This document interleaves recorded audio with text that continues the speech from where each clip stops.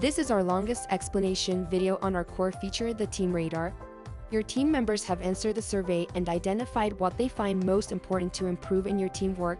In this video, we explain you what you find in the Teamradar reports and give you a couple of options how you can discuss the results with your team.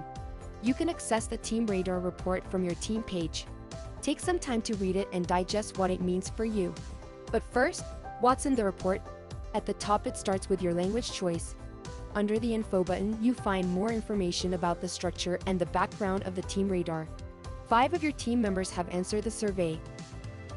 In this first colored overview, you see the 20 Teamradar questions. In dark pink, your key development areas, and in dark gold, your key strengths. Each column is sorted based on the improvement potential identified by your team. If the color gray pops up, this means you have both strong improve and strength answers. Then you can explore why you have different perspectives in your team. If you click on an item, you immediately get exercise recommendations selected for your team. It's up to you to explore and choose the most relevant exercise. You can also immediately access a full toolbox. In the first main graph, you see again the same 20 questions. At the top, the biggest improvement potential, and at the bottom, your key strengths. For example, the celebrate question, which is around celebrating successes. On each line, you see all the answers your team members gave.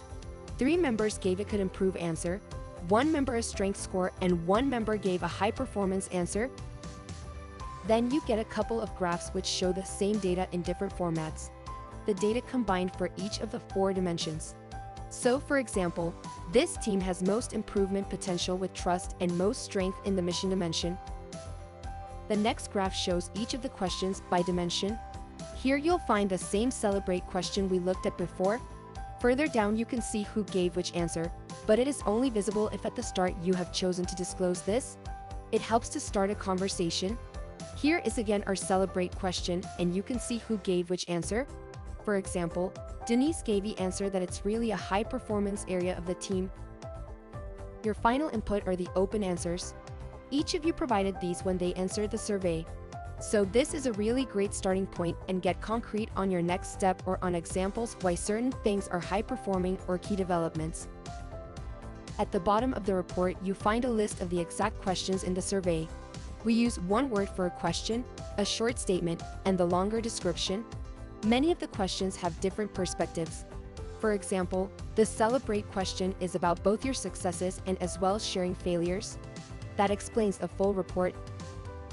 Back to the team page. Make sure you capture everything you discussed on your team page. That makes step-by-step improvements so much easier if you have a good, clear understanding of how you like to work together. And at the top, you can set your Teamradar frequency and next date. Now it's time to talk about how to do a Teamradar workshop. We recommend to choose from these 3 activities in your workshop.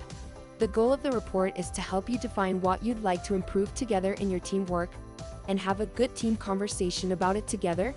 Team development becomes easy when you focus. If you try to improve everything all at once, it might be hard. Our biggest recommendation is just choose only 1 or 2 topics and agree to work on just that. It might not create perfect teamwork yet, but it will create a great improvement, and it will make team development so much easier. Then you define agreements and actions how to move forward. This is what you capture on your team page. As final step, you can do exercises from the toolbox, so you immediately get better at a specific topic. So how to combine these in a team workshop? We have 3 example options, but please suggest that to make it work for your team, you can do it really in so many different ways. Option 1. A short version in 45 minutes. This can work when one person presents the highlights and facilitates a focused discussion for 15 minutes. And close with summarizing and capturing your new agreements on your team page. We only recommend this option for stable teams that are experienced with Teambooster. Option 2. Take 2 hours together. First, you can create pairs and discuss the results together. Then you make a round across the full team with the insights each of you takes from the results. Everybody participates and you take time to listen to each other. Capture all the items in the list. Dive deeper into a couple of the topics and then translate them to an updated how you work together. Option 3. You can extend it with another 1 to 2 hours or even make it a full day workshop when you include a couple of toolbox exercises. It helps when you upfront select and prepare those exercises. Then you can immediately practice them and create new learnings. You can also choose to do exercises later. So this was an intro on the report.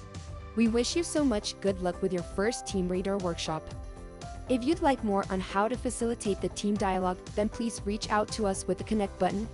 Our coaches respond to every message and you get an expert answer. You can also explore the Help Center or check out one of the specific tools in the toolbox. And if you like, we also have amazing coaches that can facilitate the team workshop and exercises for you. Good luck and have fun with Teambooster.